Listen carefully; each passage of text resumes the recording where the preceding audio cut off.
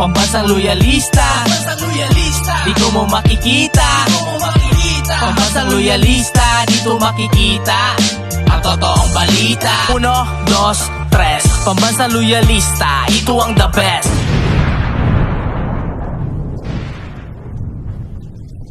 Kamusta? Mga vlogger, Ritang Baluslos, o lalo na yung nagbebenta ng pampapugi. Walang kwenta yung maudigs mo. What? Masayang araw po, mga ka-PL. Hindi po lingid sa ating kaalaman na umani po ng napakaraming batikos ang Tatay Digong, na ang buong akala ho natin, mga ka-PL, ay tuluyan ng nagalit, nagtampo sa kanya ang ating mga kababayan. Pero iba po ang nangyari, mga ka-PL. Dahil ayon po sa pinakahuling survey na ginawa ng Publicos Asia, nananatili pa rin po si Tatay Digong na senatorial bet sa 2025. O ito ho ang balita. Basahin ko po, pero bago tayo magsimula, makikisuyo muna sa mga hindi pa po nakasubscribe. Baka naman at pakiclick na rin ang notification bell para updated sa lahat ng upload, at huwag nyo rin pong kalimutan palike naman po sa video. Maraming salamat. Makikisuyo lang po. Mula po ito, mga ka-PL, sa balita. Ayan na, balita. O ito, basahin ko. Ayan, ipakita ko muna sa inyo. Ayan. Rodrigo Duterte nananatiling top senatorial bet sa survey ng Publicos Asia. Nananatiling top senatorial bet si dating Pangulong Rodrigo Roa Duterte para sa darating na 2025 midterm elections base sa pahayag survey ng Publicos Asia Incorporated, mga ka-PL.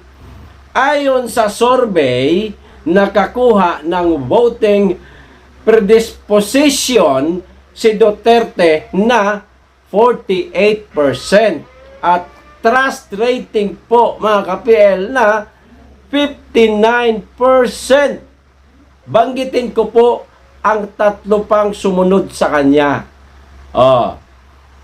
Sinundan naman po siya ni CIS Representative Erwin Tulfo, na ngayon, mga ka-PL, ay dumidikit po ng husto kay Tambaluslos. Naku, baka ito pa ang magiging kasiraan niya, wag naman sana, at gustong gusto ko itong mamang ito, na may voting predisposition at trust rating na 44%.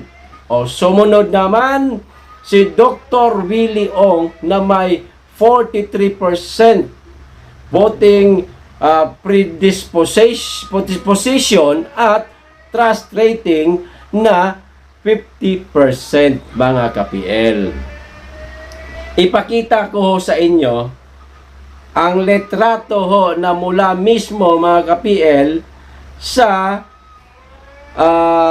Publicos Asia. At magugulat ho kayo. At talagang magugulat ho kayo.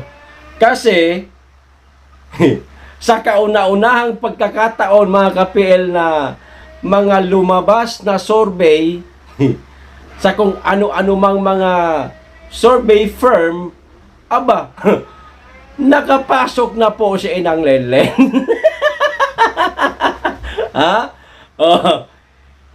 Urong lang ako. Ayan, maliwanag. Top 12 po ito, top 12. Maliwanag. Ang nangunguna, siyempre, Rodrigo Digong Roa Duterte. Pangalawa, Erwin Tulfo. Pasensya na po kayo, ang ingay ng taho na sa labas. Stoy, ang ingay mo! Naniyak. Gumagawa ako ng video eh. O, ang pangatlo, mga ka-PL, Doc Willie Ong.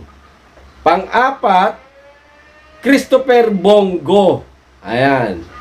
Pang-lima, Maria Emelda Aimee Marcos. Si Manang Aimee. Ay, hindi naman nawawala yan sa sa mga senatorial bet. Laging napapasama yan si Manang Aimee. Mas lalo na ngayon na alam niyo yun, yung bumabatikos na siya ngayon sa kanyang mismong kapatid at sa kanyang pinsan na si Tambaloslos, mas lalo ho siyang nagustuhan ng ating mga kababayan. Pero nasasayangan ako, mga ka-PL, dito kay Doc Willie Ong. Sana bumalik siya. Tumakbo siya uli sa pagkasenador. Siguradong mananalo ho itong mamang ito eh. Noong nakaraan kasi naudyukan lang siya ni Isko na maging vice na hindi pa naman dapat talaga. Naudyukan lang siya ni Isko. Sana kung senador ang tinakbo niya noong nakarang halalan 2022, abay malamang senador na ito. Naudyukan ni Isko. O ayun. Ang sumunod po kay Manang Aimee, si Ronald Bato de la Rosa, Vicente Tito C. Soto, Francisco Isko Moreno Dumagoso, Panfilo Ping Lacson. Ito na si Inang Lenlen, mga ka-PL, pang-sampu pasok sa banga. Maria Leonor Lene Robredo. Ay, sa wakas, nawala na rin yung taho.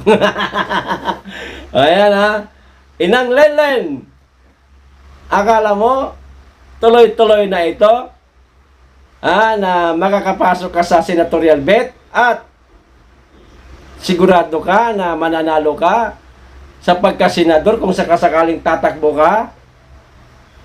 Inang, bumaho na naman yung pangalan mo. Imbes na okay na sana yung pananahimik mo ng ilang taon, isang taon mahigit, o sabihin na natin walang isang taon kasi medyo bumabanat ka pa nun nung pagkatapos ng halalan. Pero itong huling picture na kumakalat ngayon sa mainstream media, kasama mo sila Franz Castro, si Arlen Brosas, at sino-sino pang iba dyan na mga kalaban ni Tatay Digong noong siya pa ang namumuno, ibumaho yung pangalan ninyo, Inang. Ayan. Ewan ko lang sa susunod na survey, baka laglag na naman kayo. Eto, pang-11, Gilbert Gibo Teodoro, pasok, pero nung nakaraang halalan, talo. No? At ang pinakahuli, Pilar Juliana Pia Cayetano. Ayan, naidugtong ko yung Pilar at saka Pia. Na kaya naging Pia. Okay? Ayan na ho, mga ka-PL. Partida na. Binuhusan ng maraming batiko si Tatay Digong. Umani ng napakaraming batikos. Mainstream media, kahit na mga vlogger ni Tambaloslos, wala epeke. Kamusta? Mga vlogger ni Tambaloslos, o lalo na yung nagbebenta ng pampapugi. Walang pinta yung maudigs mo. What? Hindi mobra yung mga patama mo o mga banat mo sa dating Pangulo. What? Wala. Ibig sabihin nito, mga ka-PL, karamihan ng ating mga kababayan nagmamahal pa rin at handa pa rin suportaan si Tatay Digong kung sakasakali na magbalik man ito sa politika. Pero para sa akin, kahit na meron siyang nasabi na banggit nung nakaraang interview niya doon sa Gikan sa Masa, para sa masa, malabo na ho talaga makabalik ito sa politika. Kita nyo naman sa pangangatawan niya, napakahina na ho mga ka-PL at senador pa. Na alam ho natin ang pagiging isang senador, trabahuso ho yan. Kinakailangan araw-araw naroon ka sa Senado at napakarami yung dapat pag-usapan. Tapos sa ganyang kalagayan niya, abay mahihirapan na ho siya.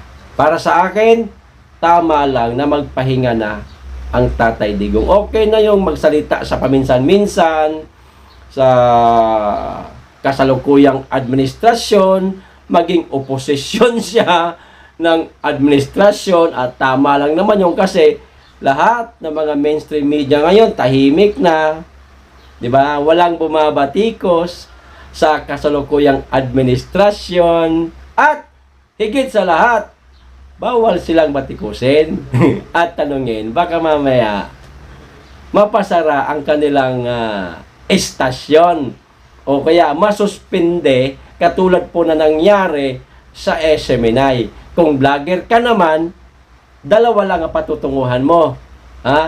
Babayaran ka para manahimik ka, at kung hindi ka kayang bayaran dahil meron kang prinsipyo at paninindigan, tapos ang channel mo. Ayun ang mangyayari. At ang masama, itong pangatlo, baka ipategi ka pa. Ako'y! Ganyan sila, mga ka-PL. Kaya, pakiramdam ko tuloy, parang meron na pong martial law. Martial law sa SOCMED, mga ka-PL. Ayan. Ayos! Maliwanag. Pero hindi ko po ito ay kinontent para udyukan ang dating Pangulo na tumakbo. No? Kinontent ko lang po ito para asarin po yung mga nagbebenta ng pampapugi. Na walang kwenta po yung kanilang paninira. What? Ayos! Hanggang dito lang po. Maraming salamat. Mag-iingat kayo lagi. Mahalin natin ang bansa. Be blessed.